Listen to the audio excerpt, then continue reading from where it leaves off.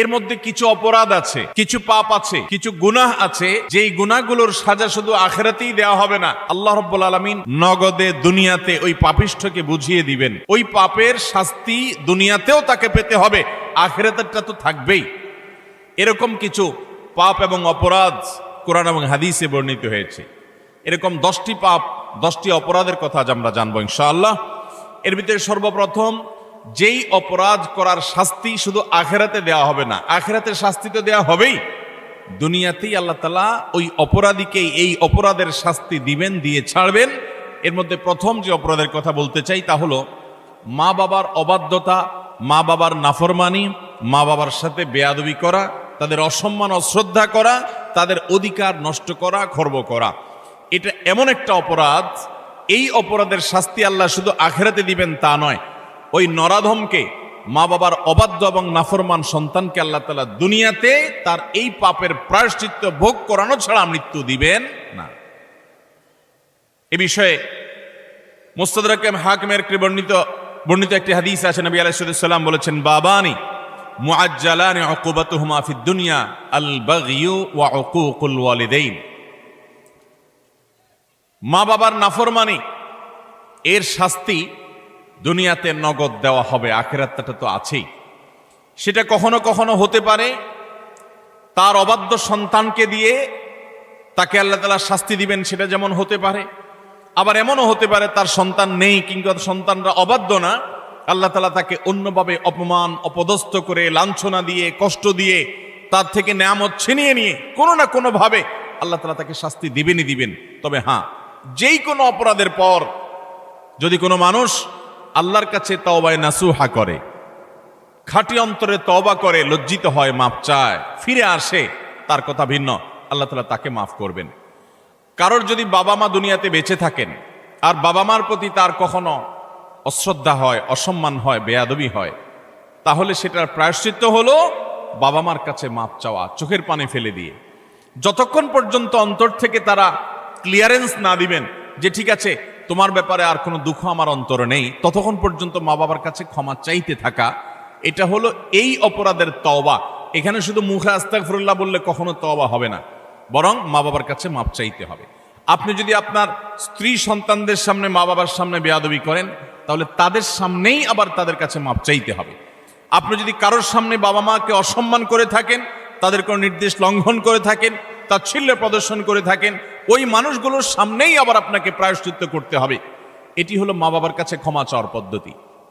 আর যারা হতভাগাদের কাতারে পড়ে গেছেন, মা বাবার দুজনেই অথবা দুজনের কোনো একজনকে হারিয়ে ফেলেছেন, এখনো পর্যন্ত তাদের সাথে কৃত অপরাধ এবং জুলুম, অবিচার, যেটা আল্লাহ তাআলা সহ্য করবেন না, সে অপরাধের প্রায়শ্চিত্ত আপনি করতে পারেন নাই, দুনিয়া থেকে চলে গেছেন, তারা কিভাবে প্রায়শ্চিত্ত করবেন? তাদের প্রায়শ্চিত্তের কয়েকটা ধাপ আছে। নাম্বার 1, তারা মা বাবার হয়ে আল্লাহর কাছে অনেক বেশি ইস্তেগফার এবং চোখের পানি ফেলবেন। আল্লাহ, আমার বাবাকে, আমার মাকে আপনি মাফ করে দিন। নামাজ পড়ে পড়ে ভোর রাতে তাহাজ্জুদের সময়, জুমার দিন মাগরিবের আগে, আসরের পরে সূর্যাস্ত যাওয়ার সময়, গুরুত্বপূর্ণ দোয়া কবুলের কিছু সময় আছে, এই সময়গুলোতে হাত তুলে আল্লাহর কাছে চোখের পানি ফেলে মাপ চাইবেন। আল্লাহ, আমার বাবার প্রতি আমি অনেক অনেক অবিচার করেছি, আমার মায়ের প্রতি আমি অনেক অশ্রদ্ধা প্রদর্শন করেছি, যেটা আমার করা উচিত হয়নি। আল্লাহ তাআলা কোরআনে কারিমে তাঁর ইবাদতের নির্দেশের পরেই যার কথা বলেছেন তিনি হলেন মা বাবা। রিদার রব্বি ফি রিদাল ওয়ালিদাইন ওয়া সাখাতুর রব্বি ফি সাখাতিল ওয়ালিদাইন। নবীজি সাল্লাল্লাহু আলাইহি সাল্লাম বলেছেন, কারোর মা বাবা যদি তার উপর সন্তুষ্ট থাকে তো আল্লাহ তার উপর সন্তুষ্ট, আর মা বাবা যদি অসন্তুষ্ট তো আল্লাহ তার উপর অসন্তুষ্ট। মা বাবা হলো মানুষের জান্নাতের দুয়ার, এটাকে ঠিক রাখলে মানুষের জন্য জান্নাতের পথ সুগম হয়। মোহতারাম হাজরিন, এই জন্য কোনো ইমানদার যদি তার মা বাবাকে হারিয়ে ফেলেন, দুজনের কোনো একজন চলে যান, এটা বড় দুর্ভাগ্যের কথা যে জীবদ্দশায় মাপ চাওয়া হয় নাই। প্রায়শ্চিত্ত করার জন্য প্রথম কাজ হলো মা বাবার হয়ে অনেক বেশি বেশি ইস্তিগফার করা, ক্ষমা প্রার্থনা করা, তাদের হয়ে আল্লাহর কাছে আপিল করা, দোয়া করা, আল্লাহ তাদেরকে মাফ করে দিন। এই কাজটি অনেক বেশি পরিমাণে করতে থাকা, দিল থেকে করতে থাকা এক। দ্বিতীয়ত যে কাজটা করতে হবে তা হলো সহিহ মুসলিমে বর্ণিত একটা হাদিস থেকে আমরা জানতে পারি, নবী আলাইহিস সালাম বলেছেন, কোনো ব্যক্তি তার বাবা মার প্রতি বাধ্যগত হওয়ার, তাদের অনুগত হওয়ার, তাদের প্রতি সদাচরণ করার একটা গুরুত্বপূর্ণ পার্ট এবং অংশ হলো মা বাবার অগোচরে কিংবা তাদের উপস্থিতিতে তাদের যে বন্ধু বান্ধব আছেন, তারা যাদের সাথে উঠা বসা করতেন, তাদের সহপাঠী যারা ছিলেন, সেই মানুষগুলোকে বাবা মার মতো সম্মান করা। ধরুন আপনার বাবা দুনিয়া থেকে চলে গেছেন, বাবার বন্ধু কারা ছিলেন, বাবার সহচর কারা ছিলেন, বাবার একান্ত কাছের কারা ছিলেন। আপনার বাবা বেঁচে থাকতে আপনার ছোট ভাই বোনদেরকে অনেক আদর করতেন, আপনার বাবার অনুপস্থিতিতে আপনি তাদেরকে আদর করলেন। আপনার বাবা বেঁচে থাকতে তার নাতি নাতনিদেরকে অনেক কেয়ার করতেন, তিনি নাই, আজকে আপনি তার হয়ে সেই কাজটা করলেন। আপনার বাবা বেঁচে থাকলে তার বন্ধু বান্ধবদের সম্মান করতেন, স্নেহ করতেন, ভালোবাসা দিতেন, দাওয়াত দিয়ে খাওয়াতেন, আপনি তার অগোচরে সেই কাজটা করলেন। এভাবে আপনার বাবা দুনিয়া থেকে চলে যাওয়ার পরও তাদের পক্ষ থেকে এই কাজগুলো করার মাধ্যমে আপনি বিররুল ওয়ালিদাইন বা মা বাবার প্রতি সদাচরণের কাজটা আঞ্জাম দিতে পারবেন। আল্লাহ তাআলা আমাদের সবাইকে মা বাবার সদাচরণকারী, মা বাবার অনুগত সন্তান হওয়ার তৌফিক দান করেন। নবী আলাইহিস সালাম, বিভিন্ন নবী রাসূলগণ কোরআনে কারিমে তাদের বিবরণ এসেছে, তাদের সম্পর্কে আল্লাহ রাব্বুল আলামিন এই সার্টিফিকেট দিয়েছেন। তারা কখনো কখনো আল্লাহর কাছে দোয়া করেছেন যেন তারা মা বাবার প্রতি সদাচরণকারী হন। এটা খুব সহজ বিষয় না। অনেক বদমেজাজ সন্তান আছে, অনেক কুলাঙ্গার সন্তান আছে যে বাবা মার প্রতি তারা অশ্রদ্ধা প্রদর্শন করে। বাবা মা ত্রুটি করতে পারে, বিচ্ছুতি করতে পারে, তারা যদি অন্যায় করে সন্তানের প্রতি তাদেরও বিচার হবে, কিন্তু সন্তান হিসাবে আপনার চেষ্টা থাকবে বাবা মার সামনে কখনো অশ্রদ্ধা হয়, অসম্মান হয় এমন কোনো কাজ না করা।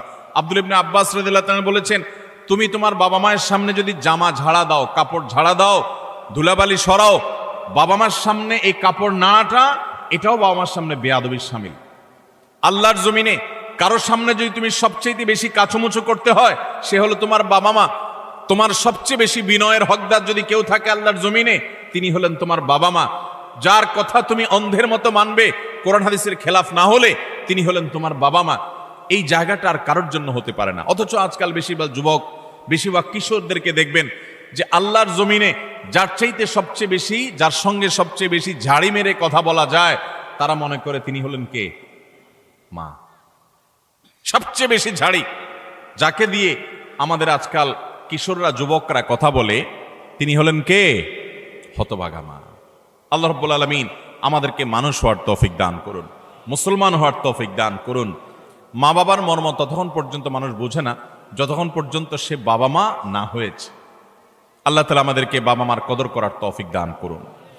তাহলে এক নম্বরের অপরাধ পেলাম আমরা, বাবা মার প্রতি যদি কেউ অবজ্ঞা করে, অশ্রদ্ধা করে, অসম্মান করে, তাদের কথা না মেনে চলে, লঙ্ঘন করে। হ্যাঁ, তারা কোনো অন্যায় কথা বললে সেটা মানা যাবে না, ন্যায়সঙ্গত কথা বললে সেটা মানতে হবে। এই ক্ষেত্রে যদি কেউ ত্রুটি করে, বিচ্যুতি করে, বাবা মার অবাধ্য হয়, তার এই শাস্তি আল্লাহ শুধু আখিরাতেই দিবেন তা নয়, দুনিয়াতে তাকে এর জন্য প্রায়শ্চিত্ত ভোগ করতে হবে। তবে যদি সে মাপ চেয়ে এটাকে সুরাহা করে ফেলে এবং এটা ক্ষমা চেয়ে নেয়, তাহলে আল্লাহ তাআলা আশা করা যায় মাফ করবেন। নাম্বার 2, কারোর প্রতি জুলুম, কারোর প্রতি অবিচার, গায়ের জোর খাটানো, মাস্তানি গুন্ডামি করা, প্রভাব প্রতিপত্তি দেখানো, যে কাউকে দুর্বল পেয়ে তার উপরে চড়াও হওয়া, কাউকে ঠকিয়ে নিজের কাজ সিদ্ধ করা, এই মানুষের প্রতি জুলুম, অবিচার, এটার শাস্তি আল্লাহ তাআলা দুনিয়াতে দেন। পৃথিবীর ইতিহাসে এমন একজন জালেম দেখাতে পারবেন না যে জালেম জুলুম করেছে আর তার প্রায়শ্চিত্ত তাকে দুনিয়াতে পেতে হয়নি। পৃথিবীর ইতিহাসের সর্বপ্রথম জালেম, মানব সভ্যতার, মানব ইতিহাসের সর্বপ্রথম জালেম ছিল কাবিল, আদম আলাইহিস সালামের ছেলে কাবিল। সে জুলুম করেছে নিজের আপন ভাই হাবিলের প্রতি। আল্লাহ তাআলা তার মুখ সম্মোচন করে দিয়েছেন, তাকে অপমান অপদস্থ করেছেন, তার এই কুকর্ম আল্লাহ তাআলা ফাঁস করে দিয়েছেন। এটি ছিল আল্লাহর পক্ষ থেকে তার জন্য দুনিয়ার শাস্তি, আখিরাতের শাস্তি তো আছেই। পৃথিবীর ইতিহাসে বহু জালেম গিয়েছে, নমরুদ জুলুম করেছে, আবু জাহাল জুলুম করেছে, উতবা সাহেবা জুলুম করেছে, অনেক পরাশক্তি জুলুম করেছে। আল্লাহ তাআলা তাদের প্রত্যেককে অপদস্থ করেছেন, অপমান করেছেন, তাদের মুখ সম্মোচন করেছেন, তাদের শাস্তি দিয়েছেন। তবে আল্লাহ ছাড় দেন, আল্লাহ ছাড় দেন। আল্লাহ বলেছেন, ইন্নামা নুমলি লাহুম, আমি ছাড় দিয়ে রাখি, ইন্না কাইদি মাতিন। ছাড় দেওয়ার পরে যখন ধরি, সে ধরাটা হয় বড় শক্ত, সেটা থেকে বাঁচার কোনো উপায় থাকে? জুলুম এমন অপরাধ, কোন মুসলমান যদি কোনো হিন্দুর প্রতি জুলুম করে, কোন নামাজি মানুষ যদি কোনো বেনামাজির প্রতি জুলুম করে, কোন ধার্মিক মানুষ যদি কোনো অধার্মিক মানুষের প্রতি জুলুম করে, তারপরও আল্লাহ তাআলার সাহায্য ওই মাজলুমের প্রতি থাকে, হোক সে অমুসলিম, হোক সে অন্য ধর্মের মানুষ। কারণ জুলুমকে আল্লাহ কখনো সহ্য করেন। ভাইরা আমার, পশু পাখি তাদের কোনো জান্নাতও নাই, জাহান্নামও নাই। পশু পাখির কোনো জান্নাত জাহান্নাম আছে? তাদের কোনো ইবাদত বন্দেগী আছে? আল্লাহ তাআলা কিয়ামতের দিন গরু ছাগলকে জিজ্ঞাসা করবেন, তোমার যৌবনকাল কিভাবে কাটাইছো? ঘাস খায় কাটছো নাকি শুয়ে শুয়ে কাটছো? আল্লাহ জিজ্ঞাসা করবেন। জিজ্ঞাসাবাদ হবে মানুষের এবং জিনের। পশু পাখির কোনো জিজ্ঞাসাবাদ হবে? পশু পাখির আল্লাহ জিজ্ঞাসা করবেন, ঘাস বেশি খাইছো কিনা, অপচয় করছো কিনা? তোমার মালিক তোমাকে ঘাস খাইতে দিছে, অর্ধেক খাইছো আর অর্ধেক ফালাইছো, অপচয় করছো, জবাব দাও। এরকম কোনো কথা আছে হাদিস কোরআনে? নাই। তাদের কোনো বিচার নাই। কিন্তু জুলুম এমন অপরাধ, পশু পাখি পর্যন্ত একজন আরেকজনের প্রতি জুলুম করে। একটা গরু অন্য গরুটার উপরে চড়াও হয়ে তাকে আক্রমণ করে রক্তাক্ত করে ফেলেছে, গায়ের জোর ছিল। একটা ছাগল শিং ছিল, আর একটা শিং ছিল না। যার শিং ছিল সে শিং দিয়ে গুতগুতি করে অন্য আরেকটা ছাগলকে আহত করেছে, আঘাতপ্রাপ্ত করেছে। একটা মোরগ অন্য মোরগের প্রতি অবিচার করেছে। নবী করিম সাল্লাল্লাহু আলাইহি সাল্লামের সুস্পষ্ট হাদিস পাওয়া যায়, কিয়ামতের ময়দানে এই পশুগুলোকে আল্লাহ তাআলা মাটি হওয়া থেকে আবার পুনরায় সৃষ্টি করবেন এবং দুনিয়াতে যে যার প্রতি অবিচার করেছে সেই অবিচারের বিচার আল্লাহ করবেন। যে এখন তুমি যে দুর্বল ছিল, সে সবল যে তার প্রতি জুলুম করেছে, তার প্রায়শ্চিত্ত স্বরূপ তাকে সে গুঁতো মারবে এবং এর শাস্তি পাবে। এরপর আল্লাহ বলবেন, কুনু তুরাবা, তোমরা আবার মাটি হয়ে যাও, আবার তারা মাটির সাথে মিশে যাবে। অর্থাৎ তাদের কোনো বিচার নেই। কিন্তু পশু পাখিও যদি একে অন্যের প্রতি জুলুম করে, আল্লাহ রাব্বুল ইজ্জত তার বিচার কিয়ামতের ময়দানে করবেন। তাহলে মানুষের জুলুম এটা কত জঘন্য হতে পারে, কত ভয়াবহ হতে পারে। কোরআনে কারিমে আল্লাহ তাআলা বলেছেন, ওমা রব্বুকা বিযাল্লামিল লিল আবিদ, তোমার রব আল্লাহ তিনি বান্দার প্রতি কোনো জুলুম করেন না। আল্লাহ হাদিসে কুদসিতে বলেছেন, ইন্নী হাররামতু যুলমা আলা নাফসি, আমি আল্লাহ বলেছেন তিনি আল্লাহ, তিনি তার নিজের প্রতি নিজে জুলুমকে হারাম করে দিয়েছেন। আল্লাহর উপরে কোনো হালাল হারাম করার কেউ আছে? হালাল হারাম করবে তো তিনি, যিনি মহান সৃষ্টিকর্তা, তিনি নিজে সৃষ্টিকর্তা। তাকে আবার হালাল হারাম বাতাবে কে? তার জন্য কোনো বিধিনিষেধ তো থাকার কথা নয়। কিন্তু তিনি নিজের প্রতি নিজে এটা আরোপ করেছেন যে আমি জুলুমকে আমার উপরে হারাম করে দিয়েছি। আজ সমাজের চতুর্দিকে তাকালে দেখবেন এই ভয়াবহ অপরাধ। আমরা অনেকে নামাজ কালাম পড়ছি, মুখে হয়তো দাড়িও আছে, আমি হয়তো নিজেকে মুসলমান দাবিও করছি, আমি হয়তো তাসবিহ তিলাওয়াতও করছি, অথচ আমি একজন রিকশাওয়ালাকে দুর্বল পেয়ে জুলুম করছি। আমি হয়তো অধীনস্থ কর্মচারীকে দুর্বল পেয়ে জুলুম করছি। আমি হয়তো আমার চাইতে আরেকজন একটু কম ক্ষমতা সম্পন্ন তাকে পেয়ে আমি চড়াও হচ্ছি। আমি হয়তো আমার মালিক অনুপস্থিত আছে, এই দুর্বলতায় আমি তার সম্পদের প্রতি জুলুম করছি, তার কাজ ফাঁকি দিয়ে জুলুম করছি। এভাবে চতুর্দিকে দেখবেন জুলুমের এক মহোৎসব চলছে। আল্লাহ রাব্বুল আলামিন কোরআনে কারিমে পরিষ্কারভাবে জানিয়েছেন যে জুলুম যদি কেউ করে, এই জুলুম চুল পরিমাণও যদি করা হয়, এর বিচার আল্লাহ তাআলা করবেন। আখিরাতে শুধু বিচার হবে তা নয়। আমরা যে হাদিসটি আবু দাউদ এবং তিরমিজিতে পাই, সেই হাদিসে নবী সাল্লাল্লাহু আলাইহি ওয়াসাল্লাম বলেছেন, মা মিন যামবিন আজদারু আন ইউআজ্জিলাল্লাহু লিসাহিবিহি আল উকুবা ফিদ দুনিয়া মা মা ইয়াদখিরুহু ফিল আখিরাহ মিসলাল বাগয়ি ওয়া কাতিআতির রাহম। জুলুম এবং অবিচার যদি কেউ করে, তো এর শাস্তি আখিরাতে যা আল্লাহ রেখেছেন তা তো হবেই। দুনিয়াতে নগদ শাস্তি ভোগ করা ছাড়া মানুষ পা নাড়াতে পারবে না। একজন জালিম দেখাতে পারবেন না যে জালিম জুলুম করতে করতে হাসতে হাসতে দুনিয়া থেকে চলে গেছে, তার ভেতরে ত্রাস সৃষ্টি হয়েছে, কোনো না কোনো ভাবে আল্লাহ তাআলা তার জীবনটাকে জীবন্ত জাহান্নাম করেছেন, অথবা অপমান অপদস্থ করেছেন, বা ভেতরে ভেতরে শাস্তি দিয়েছেন। এই শাস্তি ভোগ করা ছাড়া কোনো জালিম যেতে পারে না। এই জন্য ভাইরা আমার, কারোর প্রতি যদি জুলুম হয়, বিশেষ করে আমাদের তরুণ বন্ধুদেরকে আমরা বলি যে কয়েকজন বন্ধু যখন একসাথ হন, শরীরের মধ্যে একটা ভাবসাব চলে আসে।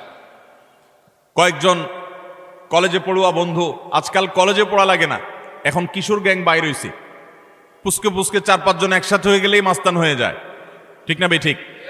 4-5 জন একসাথে হলে শরীরে একটা ভাবসাব চলে আসে।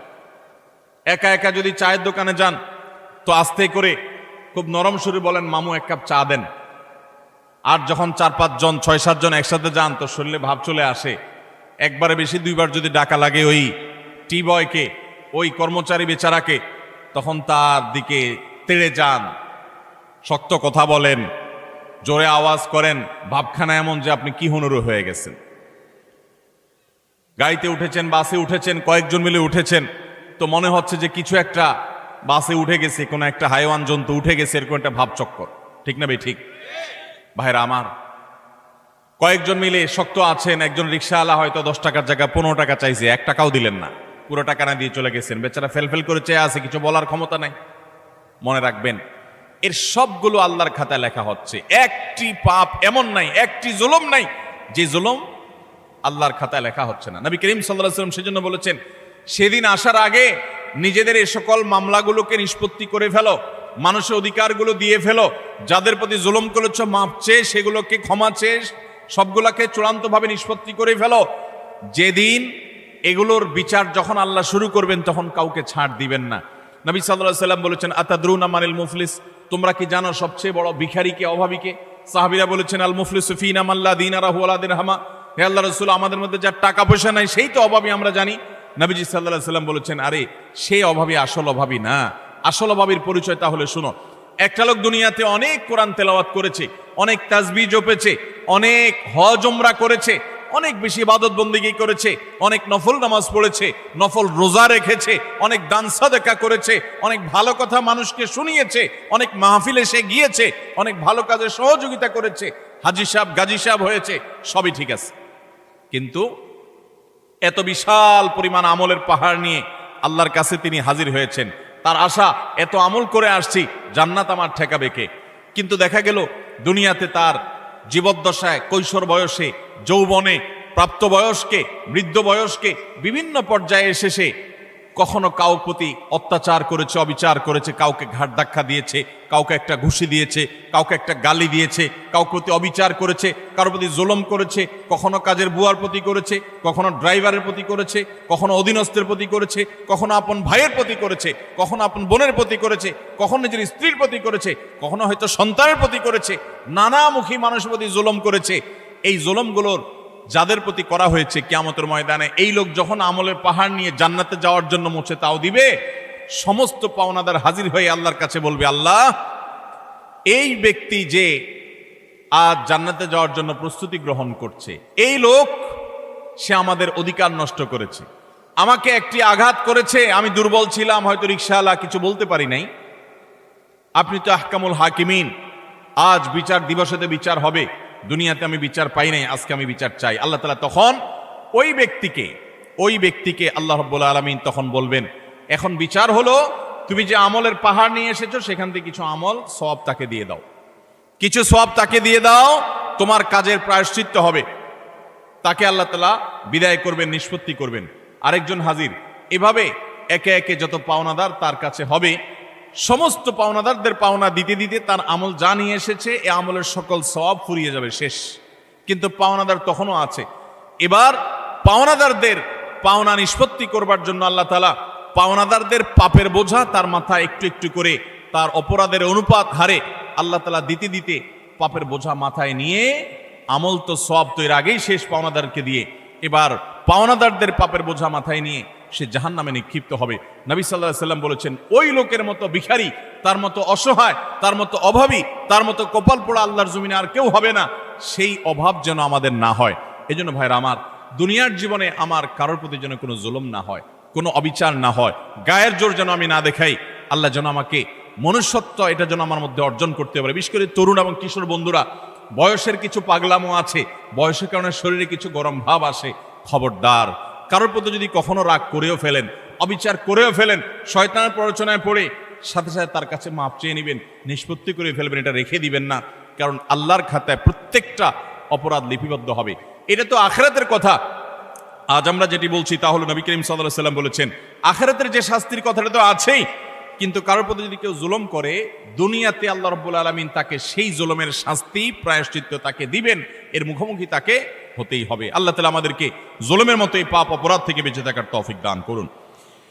3 এবং 4 এবং 5 এই তিনটি আরেকটি হাদিসে এসেছে। 3 নম্বর হলো আত্মীয়তার সম্পর্ক ছিন্ন করা, 4 নম্বর হলো কথায় কথায় মিথ্যা কথা বলা, এবং 5 নম্বর হলো আমানতের খেয়ানত করা। কেউ টাকা রেখেছে, আপনি মেরে দিলেন, কারোর কাছ থেকে বাকি নিয়েছেন, আর ওই লোকের চেহারাও মারালেন না, সামনেও গেলেন না, কারোর কাছ থেকে হাওলাত নিয়েছেন, এরপর তার মোবাইল নম্বরই ব্লক করে ফেললেন। কেউ আপনাকে কোনো কথা বলছে কারোর কাছে না বলতে আপনি সবার কাছে বলে বেড়ালেন। কারোর কোনো গোপন তথ্য আছে, এটা ফাঁস করে দিলেন। এরকম যত প্রকার আমানতের খেয়ানত আছে, এই সবগুলোর কারণে আল্লাহ তাআলা দুনিয়াতে নগদ শাস্তি দিবেন। তাহলে 3 নম্বর হলো আত্মীয়তার সম্পর্ক ছিন্ন করা, 4 নম্বর হলো মিথ্যা, 5 নম্বর হলো খেয়ানত, আমানত নষ্ট করা।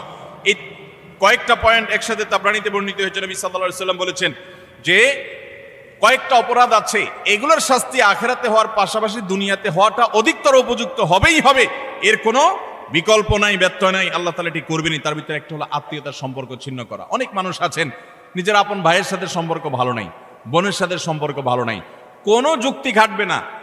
আপনার ভাই খারাপ এই যুক্তি দিবেন, বোন খারাপ সে যুক্তি না, সে খারাপ আপনি তো খারাপ হবেন না, আপনাকে তো ভালো হতে হবে।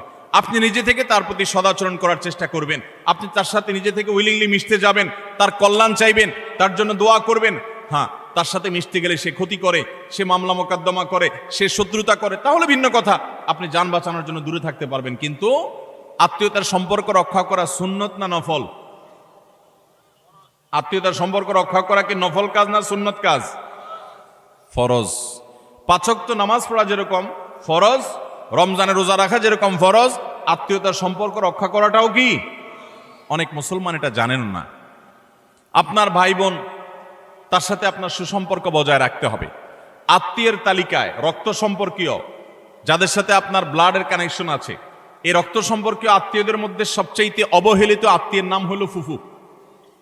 সবচাইতে অবহেলিত আত্মীয়ের নাম কি? ফুফু।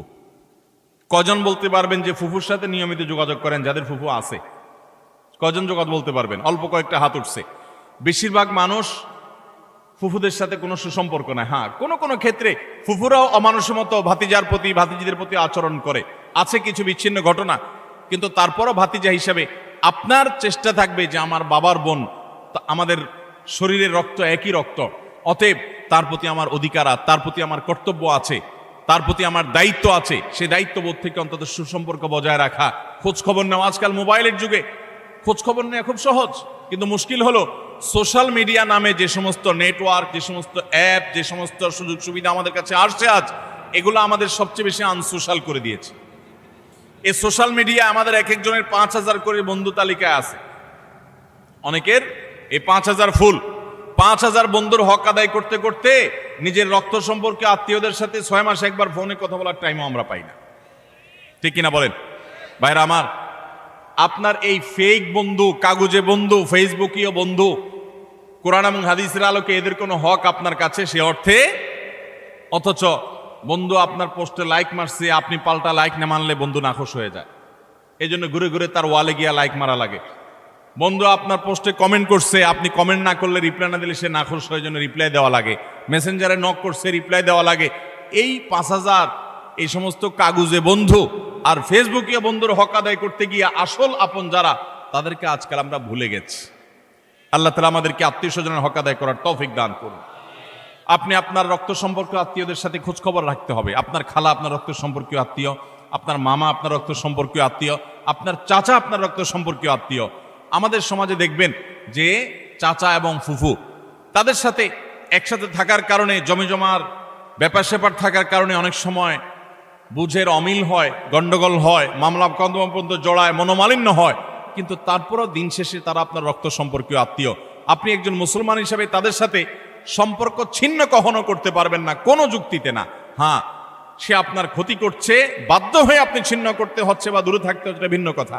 এছাড়া অন্য কোনো যুক্তিতে আপনি আত্মীয়তার সম্পর্ক ছিন্ন করতে পারবেন না। অনেক লোক বলে আমার আত্মীয়, সে তো আমার খোঁজ খবর নেয় না, আমি একা নেওয়া লাগে। হ্যাঁ, আপনি একা নিবেন, আপনি আল্লাহর কাছে সওয়াব পাবেন। সে নিচ্ছে না, সে দায়ী হবে, অপরাধী হবে। সে নিচ্ছে না, এই যুক্তিতে আপনি তাকে ছিন্ন করার অধিকার। আল্লাহ তাআলা আমাদেরকে আত্মীয়তার সম্পর্ক রক্ষা করার তৌফিক দান করুক। চাচা এবং ফুফুদের খোঁজ খবর নেব তো ইনশাআল্লাহ। চাচা তো ভাই, ফুফাতো ভাই বোন, তাদের খোঁজ খবর নেব তো ইনশাআল্লাহ। এগুলো তো অনেক পরের কথা। অনেক কপাল পড়া আছে নিজের আপন ভাই বোনের সাথেও যোগাযোগ, কত বন্ধু তার, কত দোস্ত তার, কত আপন তার, অথচ রক্ত সম্পর্কীয় এই মানুষগুলোর প্রতি তারা খেয়াল রাখে না। নবী করিম সাল্লাল্লাহু আলাইহি ওয়াসাল্লাম বলেছেন, আল্লাহ রাব্বুল আলামিন হাদিসে কুদসিতে বলেছেন যে যে ব্যক্তি আত্মীয়তার সম্পর্ককে রক্ষা করবে, সংযুক্ত করবে, তাদের সাথে কানেক্টেড থাকবে, আল্লাহ তাআলা ওই ব্যক্তির সাথে কানেক্টেড থাকবেন।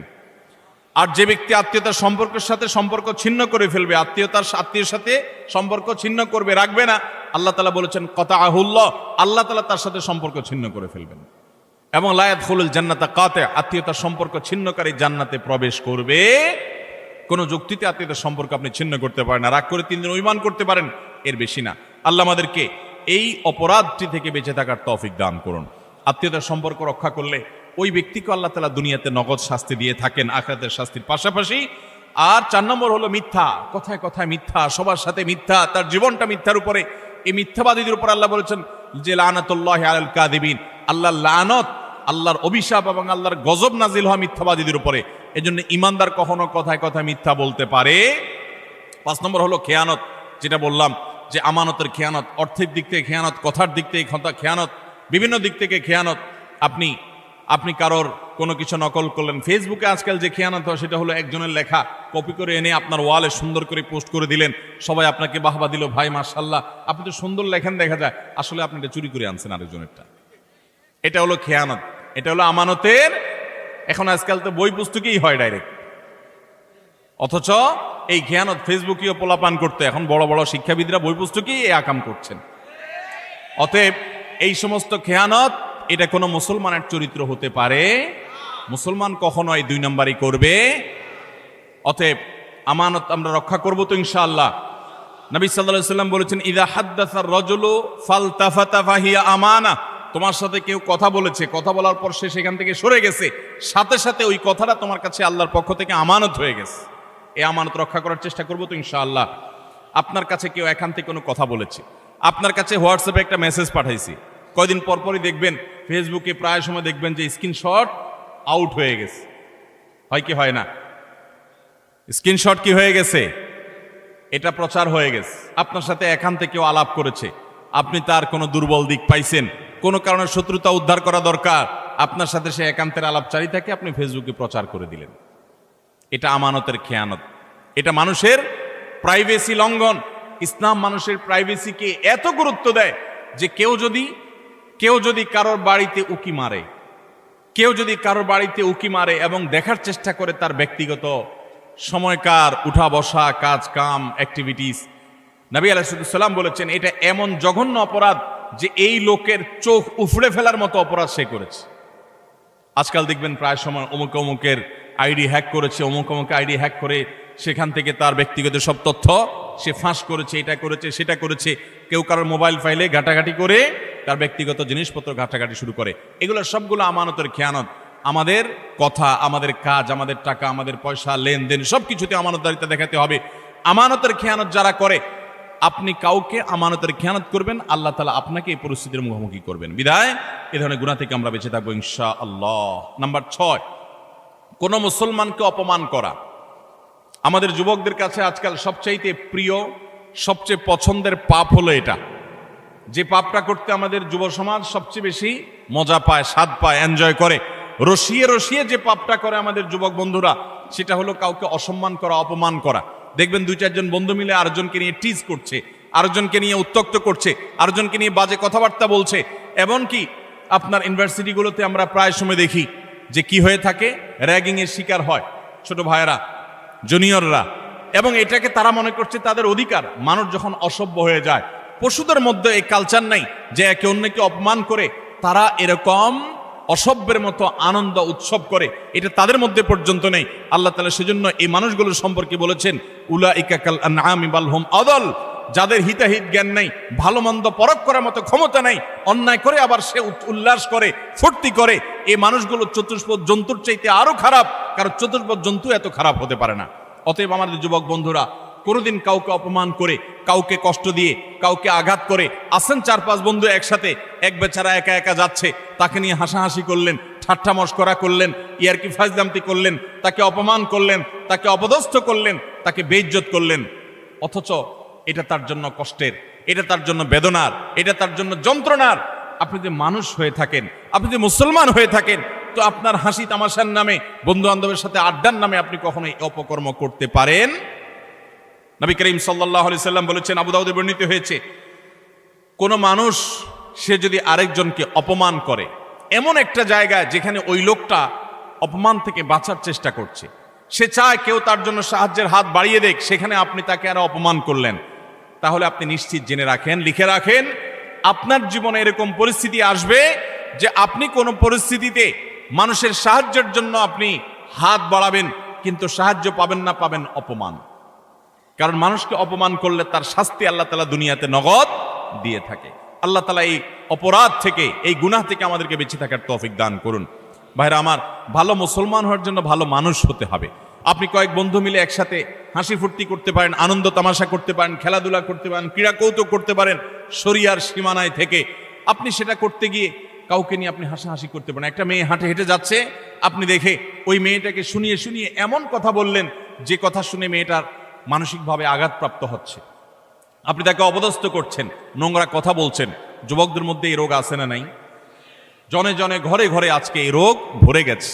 ভাইরা আমার, আল্লাহ আপনাকে বিবেক দিয়েছেন, আপনি আনন্দ অবশ্যই করতে পারেন, আপনি অবশ্যই কৌতুক করবেন, আপনি অবশ্যই ক্রীড়া করবেন, আপনি অবশ্যই রসিকতা করবেন, বন্ধুদের সাথে মজা করবেন। কিন্তু আপনার মজা আরেকটা মানুষের কষ্টের কারণ, আপনার মজা আরেকটা মানুষের অপমানের কারণ হতে পারে না। আপনার বিবেককে জিজ্ঞাসা করুন, কোনো পশু এত নিচে নামে না। আল্লাহ তাআলা আমাদের যুবকদেরকে সঠিক এবং সুন্দর পথে চলার তৌফিক দান করুন। মনে রাখবেন, এই সমস্ত অপকর্মের একটা শাস্তি তো আপনাকে নগদে পেতেই হবে, সেটা হলো অপরাধ বোধের অদৃশ্য দাহন। অনেক লোক আছে দেখবেন, বৃদ্ধ বয়সে এসে হাজী সাহেব, গাজী সাহেব, দাড়িওয়ালা, হজরতজি ইত্যাদি সেজে যায়, কিন্তু উনি জানেন উনি যৌবন বয়সে বহু মেয়েকে উত্ত্যক্ত করেছে, বহু ছেলের গায়ে হাত তুলেছে, বন্ধু বান্ধব মিলে বহু অন্যায় করেছে, বহুত আকাম কুকাম করেছে। এই সমস্ত আকাম কুকামের কথা যখন মনে হয়, তখন অপরাধ বোধের একটা জ্বালা আছে ভেতরে। সে নিজেকে নিজে জানে যে আমি কত খারাপ ছিলাম, এই যন্ত্রণায় সে ভুগতে থাকে। আর যারা যৌবনকালে এই সমস্ত অন্যায় এবং পাপাচার থেকে বেঁচে থেকে তাদের যৌবনকে পরিচ্ছন্ন করে, পড়াশোনা করে, কেরিয়ার গড়ে তোলে, সামাজিক কর্মকাণ্ড করে, বন্ধু বান্ধব মিলে ক্রীড়া কৌতুক করে, শরিয়ার সীমানার মধ্যে থেকে কারোর প্রতি অবিচার অন্যায় করে না, তাদের এই জীবনের সবচেয়ে নগদ আল্লাহ তাআলার পক্ষ থেকে যে পুরস্কার আছে, তাহলে মানসিকভাবে সে ফিল করে যে আমি অন্যায় করি নাই, আমি অবিচার করি নাই, আমি যৌবন বয়সে ভালো কিছু কাজ করতে পেরেছি। আল্লাহ আমাদেরকে যৌবনকালে ভালো কোনো কাজ করার তৌফিক দান করুন। আমরা এই সমস্ত অনাচার থেকে বেঁচে থাকবো তো ইনশাআল্লাহ। আজকাল যুবকদেরকে দেখবেন, প্রায় সময় দেখবেন রোস্টিং ভিডিও বানায়। ভিডিওর নাম কি? Roasting video. রোস্টিং ভিডিও মানে কি? একজনকে রোস্ট করে। এতদিন আমরা শুনছি মুরগি রোস্ট করে, এখন পোলাপান কি রোস্ট করে? মানুষ রোস্ট করে। একটা মানুষের হয়তো কোনো ভুল হয়েছে, তার ভুল হলে অবশ্যই তার সমালোচনা হতে পারে, যৌক্তিক সমালোচনা হতে পারে, ভুল সংশোধন হতে পারে, ভুল শুধরানো হতে পারে। কিন্তু ভিডিও বানায়া তার চরিত্র হনন, তার ব্যক্তিগত বিষয় এসে তুলে এনে তাকে একেবারে মুরগিরে যেরকম রোস্ট করে, তার গোষ্ঠী উদ্ধার করার নাম হলো রোস্টিং ভিডিও। আমরা কোন সভ্যতায় বসবাস করছি? যুবকদের কাছে এই জিনিসগুলো খুব এনজয় করার মতো বিষয়। এগুলো দেখে আমরা অনেকে খুব হাসি, আমরা খুব আনন্দ পাই, খুব মজা পাই। আমাদের রুচি নষ্ট হয়ে গেছে। ভাইরা আমার, একজন মানুষ আরেকজন মানুষকে নিয়ে চরম অপমানকর কোনো কাজ কখনো করা, এটা কখনো সভ্য মানুষের কাজ হতে, এটা কখনো মুসলমানের কাজ হতে পারে। আল্লাহ তাআলা আমাকে আপনাকে এরকম সচেতন দায়িত্বশীল মুসলমান হওয়ার তৌফিক দান করুন। আমরা কোনো মানুষকে অপমান করব, আমরা কোনো মানুষকে কষ্ট দেব। আজ অনেক যুবক আছে বাবার বয়সী একজন মানুষের সাথে পর্যন্ত বেয়াদবের মতো আচরণ করে।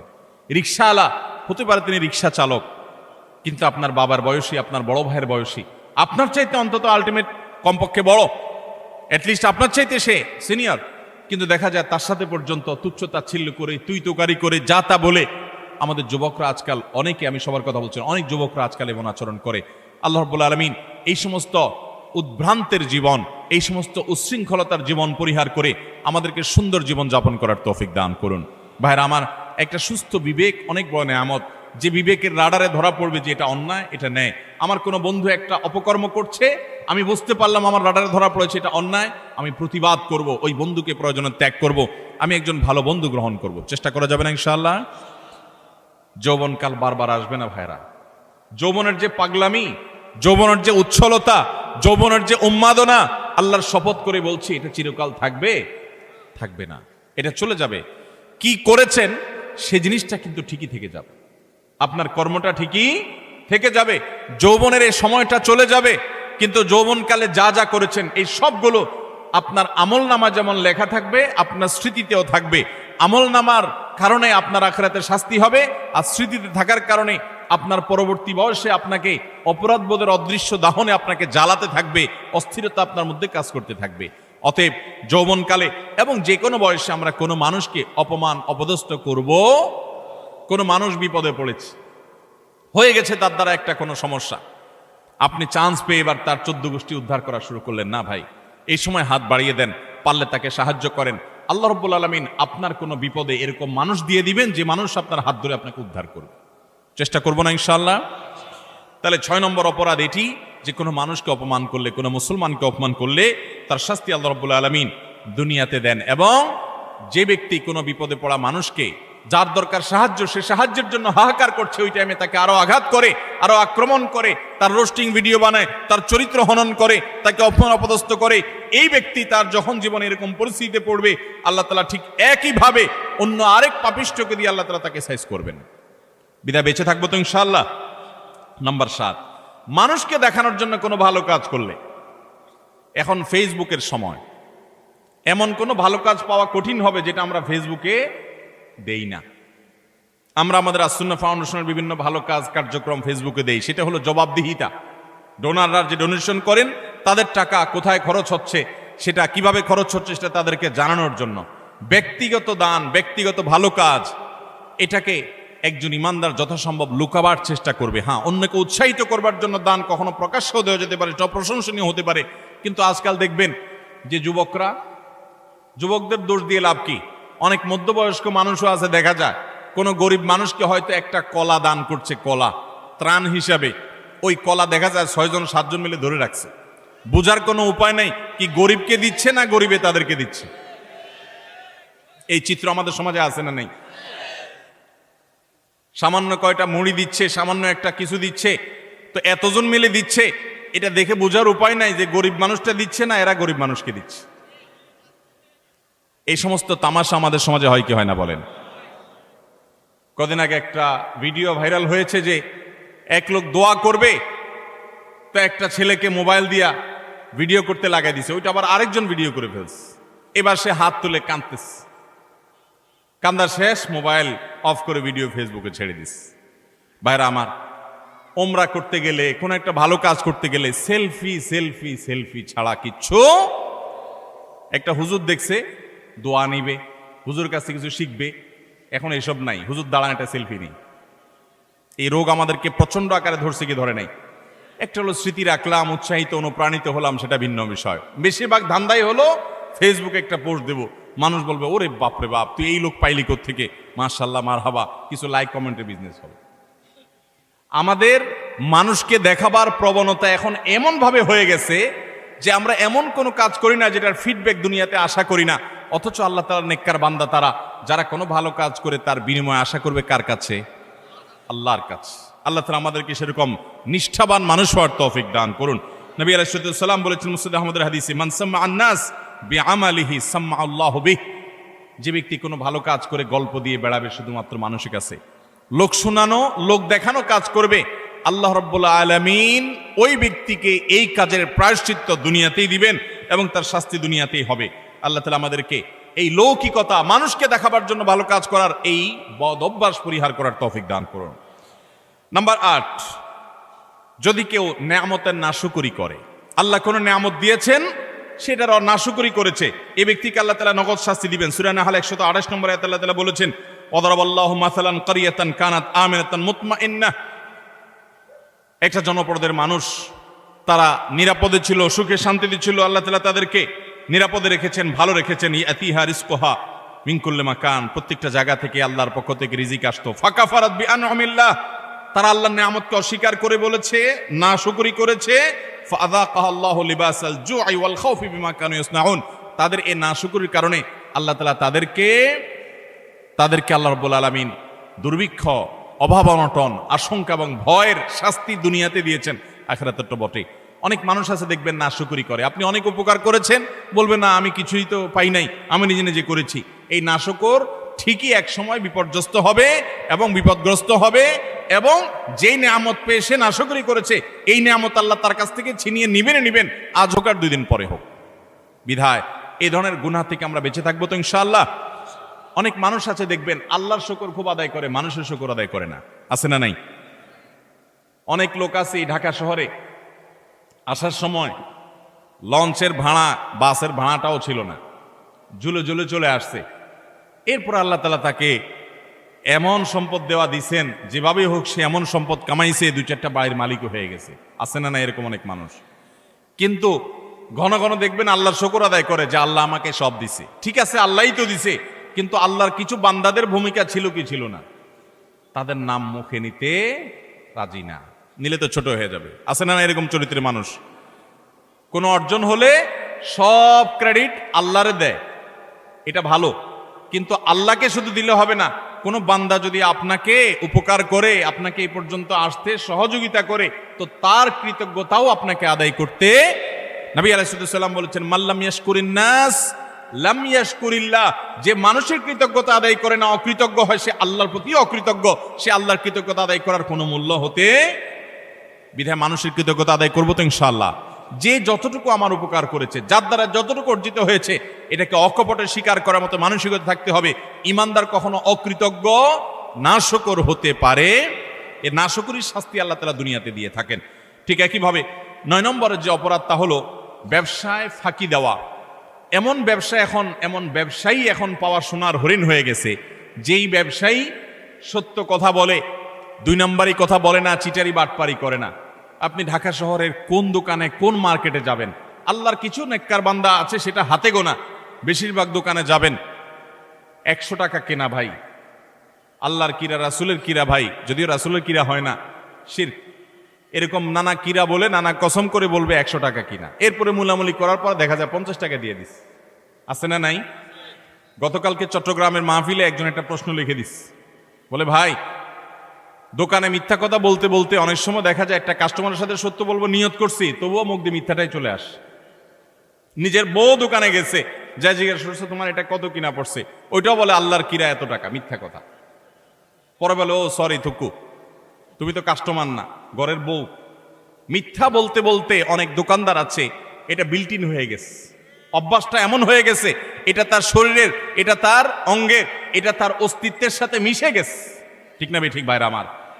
কয় টাকা কামাই করবেন মিথ্যা কথা বলে? মিথ্যা কথা বলে যে টাকা কামাই করবেন, এগুলো দুনিয়া থেকে নিয়ে যেতে পারবেন? কাফনের কাপড়ের পকেট আছে?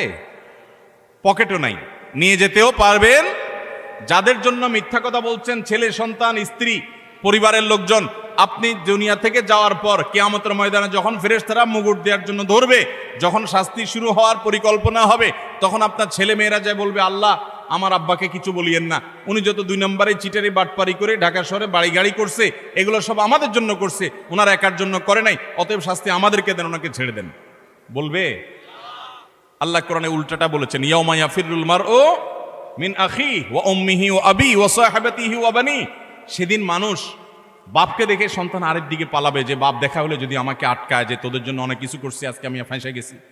স্বামীকে দেখে স্ত্রী, স্ত্রী দেখে স্বামী পালাবে, বন্ধুকে দেখে বন্ধু পালাবে।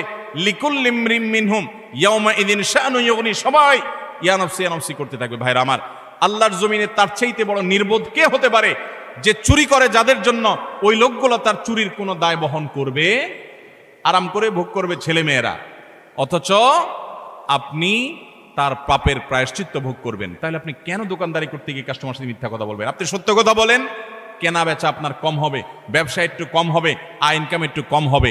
মনে রাখবেন, এর বিনিময়ে শান্তিটা আল্লাহ তাআলা দুনিয়াতেও দিবেন, আখিরাতেও দিবেন। চেষ্টা করবো তো ইনশাআল্লাহ। ভাইরা আমার, ওজনে কম দেওয়া, দোকানদারি, ব্যবসা বাণিজ্যের মধ্যে মিথ্যা, প্রতারণা, আজ গোটা দুনিয়া দাঁড়িয়ে আছে মিথ্যার উপরে। সারা ঢাকা শহরের যত বিজনেস আছে, ম্যাক্সিমাম বিজনেসই দেখবেন, বিশেষ করে খুচরা পর্যায়ে ম্যাক্সিমাম বিজনেস দাঁড়িয়ে আছে মিথ্যার উপরে।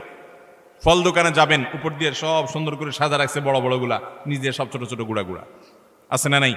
পোকা খাগুলো সব সরা রাখছে, উপর দিয়ে ভালোগুলো দিয়ে রাখছে। নবী করিম সাল্লাল্লাহু আলাইহি সাল্লাম একবার বাজারে গেলেন, গিয়ে দেখলেন যে এক লোক গমের স্তূপ নিয়ে বসে আছে, গম বিক্রি করছে। নবী করিম সাল্লাল্লাহু আলাইহি সাল্লাম ফিল্ড ভিজিটে গেলেন, সরাসরি মদিনা রাষ্ট্রনায়ক তিনি গিয়ে সোজা হাত ঢুকিয়ে দিলেন গমের ভিতরে, স্তূপের ভিতরে। সন্দেহ হলো তার, দেখলেন যে ভিতরে সব ভিজা গম, এটা ওজনে ভারী হবে, আর শুকনাগুলা ওজনে কম হবে, পরিমাণে বেশি হবে সেখানে। তো ভিসাটার দাম কম হবে। ভদ্রলোক ভিসাগুলো নিচে উপরে দিয়ে শুকনাগুলো দিয়ে বিক্রি করছে। নবী করিম সাল্লাল্লাহু আলাইহি ওয়াসাল্লাম বললেন, এই চিটারি কেন করলে তুমি তো একই দামে বিক্রি করছো, অথচ তোমার ভেতরে ভিসা কম। তখন তিনি বললেন, হে আল্লাহ রাসূল, বৃষ্টিতে ভিজে গেছে, আমি কি করবো, যেন উপরে দিয়ে এগুলো দিয়ে দিচ্ছি। নবী সাল্লাল্লাহু আলাইহি ওয়াসাল্লাম, না, তুমি ভিজাগুলো আলাদা বিক্রি করবে, শুকনাগুলো আলাদা বিক্রি করবে। ভিজাগুলোর এক দাম হবে, শুকনাগুলোর আরেক দাম হবে। তুমি কেন এই বাটপারি এবং চিটারি করলে? মান গাসসা ফালাইসা মিন্না। মনে রাখবে, যে মানুষকে প্রতারণা করে ব্যবসা বাণিজ্যে, সে আমার উম্মত হতে পারে। আমরা প্রায় সময় যখন দেখি টেলিভিশনের স্ক্রিনে বা পত্রিকার পাতায়, দাড়ি পাকা বুড়ো মানুষ, সুন্দর চাচা বাপ চাচার মতো দেখতে, নুরানি চেহারা, মাথায় টুপি আছে, কপালে সেজদা দিতে দাগও আছে, কিন্তু উনি ধরা পড়েছে কিসে? 2 নম্বর মাল বিক্রি করতে গিয়ে। হয় কি হয় না এগুলা? আমাদের অনেক মুসলমান মনে করে ইসলাম হলো নামাজ রোজার নাম। শুধুমাত্র ভাইরা আমার, ইসলাম নামাজ রোজার নাম যেমন, ঠিক এমনি ভাবে আমার লেনদেন, কায় কারবার, বেচা কিনা, ব্যবসা বাণিজ্য, সেখানেও সততার পরিচয় দেওয়া। অনেকে বলে, ভাই এরকম সততার পরিচয় দিতে গেলে আজকাল আর ভাত জুটবে না। ভাত জোটার দরকার নাই, চিড়া জোটক। ইমানদার কখনো নীতিতে ছাড় দিতে পারে। সততার সাথে চলবো তো ইনশাআল্লাহ। শুআয়ব আলাইহিস সালামের জাতি, তারা ব্যবসা বাণিজ্যে এরকম 2 নম্বরই করতো। আল্লাহর গজব তাদের উপরে নাজিল হয়েছে। এই উম্মত কিয়ামতের আগ পর্যন্ত আল্লাহর গণগজব আসবে না, ধ্বংস করবে না। নবী সাল্লাল্লাহু আলাইহি ওয়াসাল্লাম দোয়া করে গেছেন যেন এটা না আসে। কিন্তু এইরকম পাপের পাপিষ্ঠ অপরাধী খারাপ ব্যবসায়ী, তাদেরকে আল্লাহ দুনিয়াতে নগদ শাস্তি দিবেন। অন্য কোনো শাস্তি হোক আর না হোক, ওই যে ভেতরকার যে অদৃশ্য দাহন, জ্বালা, যন্ত্রণা, এটা আল্লাহ তাআলা দিবেন। অনেকে দেখবেন যে পারিবারিকভাবে অশান্তির সাগরে হাবুডুবু খাচ্ছে, কিন্তু আপনি দেখবেন উপর দিয়ে গাড়ি বাড়ি, ফিটফাট বেড, চাকচিক্যময় জীবন। আল্লাহ তাআলা আমাদেরকে এই ধরনের অপরাধ থেকে বেঁচে থাকার তৌফিক দান করুন। নাম্বার 10, যে কোনো সাধারণ কুফরি, আল্লাহর প্রতি অবিশ্বাস, পাপাচার, এগুলোর কারণেও আল্লাহ তাআলা দুনিয়াতে নগদ একটা শাস্তি দেন। মিনিমাম একটা শাস্তি হয়, সেটা হলো মানসিক অশান্তি এবং ডিপ্রেশন। আপনারা প্রায় দেখবেন গোটা পৃথিবীতে সবচেয়ে বেশি আত্মহত্যা করে তারা যারা কোনো ধর্মে বিশ্বাসী না। সবচেয়ে বেশি আত্মহত্যা করে যারা কোনো ধর্মে বিশ্বাসী। এটা আমার কথা না, এটা বিশ্ব স্বাস্থ্য সংস্থার বিভিন্ন কয়েক বছরের জরিপ মিলিয়ে রব্বি আল্লাহ নামে একটা গ্রন্থ অনেকগুলো ভাষায় অনুদিত হয়েছে রিয়াদ থেকে। এর বাংলা অনুবাদ আমি করেছিলাম। সেখানে একটা গ্রাফ তারা তুলে এনেছেন।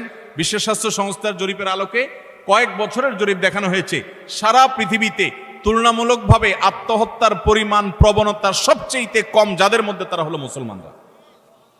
কারণ কি জানেন? মুসলমান যদি দেয়ালে পিঠ থেকে যায়, সে জানে উপরে আল্লাহ আছেন, তার একটা আস্থার জায়গা থাকে, ভরসার জায়গা থাকে। আর যার আল্লাহর প্রতি বিশ্বাস না, সে বলে ও স্যাড, ব্যাড, শেষ। আফসোস করা ছাড়া তার কিছু আর থাকে। যালিকা বিআন্নাল্লাহা মাওলাল্লাযীনা আমানু ওয়া আন্নাল কাফিরিনা লা মাওলা লাহুম। আল্লাহ হলেন ঈমানদারদের অভিভাবক, আর কাফেরদের কোনো অভিভাবক থাকে। অতএব ভাইরা আমার, যে কোনো পাপের একটা নগদ শাস্তি হলো মানসিক অশান্তি, মানসিক যন্ত্রণা। আপনি দেখবেন যারা আত্মহত্যা করে মারা যায়, প্রায় সময় দেখবেন, এই যে কিছুদিন আগে, গত বছর সম্ভবত, একজন প্রতিষ্ঠিত একজন নায়ক, তার শ্বশুর আত্মহত্যা করে মারা গেলেন। কিসের অভাব বলেন? টাকা আছে, পয়সা আছে, গাড়ি আছে, হ্যাঁ কিছু দেনা হয়েছেন, কিছু পেরেশানি হয়েছে, এটা তো অনেক গরিব মানুষের হয়, অনেক ইমানদারের হয়। কিন্তু বেশিরভাগ ক্ষেত্রে দেখবেন ডিপ্রেশন, আর ডিপ্রেশন ছাড়া কিছু নাই। ঘুম আসে না, মদ খাওয়া ছাড়া ঘুম আসে না, ওষুধ খাওয়া ছাড়া ঘুম আসে না। অথচ ভোগের যত উপকরণ সব তার হাতের কাছে আছে, মদের বোতলও তার কাছে আছে, নর্তকীও তার সামনে আছে, অন্যায়, পাপাচার এবং উচ্ছলতা, এটা করার যত মাধ্যম আছে সব তার হাতের কাছে আছে, কিন্তু শান্তি জিনিসটা নাই। মানসিক শান্তি জিনিসটা আল্লাহ রাব্বুল আলামিন কোরআনে কারিমে বলেছেন, আলা বিযিক্রিল্লাহি তাতমাইন্নুল। আল্লাহর জিকির, আল্লাহর আনুগত্যের মধ্যে প্রশান্তি আসে। ভাইরা আমার, সালাহাতু সঙ্গে বুদি দিল খারাস, আজ মুদে এক জামানা খাকে বাস। পাপ বহুত করেছেন, পাপে মজা আছে আমি জানি। জেনা করেছেন, মাদকের দিকে হাত বাড়িয়েছেন, অন্যায় অনাচার করেছেন, অবৈধ পথে কামাই করেছেন, অনেক টাকা পয়সা করেছেন, কিছু স্বাদ পেয়েছেন আমি জানি। আজ মোদে এক জামানা খাকে বাস। আসুন এবার একটু ভিন্ন স্বাদ আস্বাদন করি। আল্লাহর বাধ্যগত হয়ে, আল্লাহর নাফরমানি ছেড়ে দিয়ে আল্লাহর গোলামের জীবন কিছুদিন পরীক্ষামূলক করে দেখেন, এটার যে স্বাদ দুনিয়াতে ভোগের জীবনে, সেই স্বাদ কখনো পাওয়া যায়? আল্লাহ আমাদের সবাইকে আল্লাহর সমস্ত নাফরমানি থেকে বেঁচে থাকার তৌফিক দান করুন।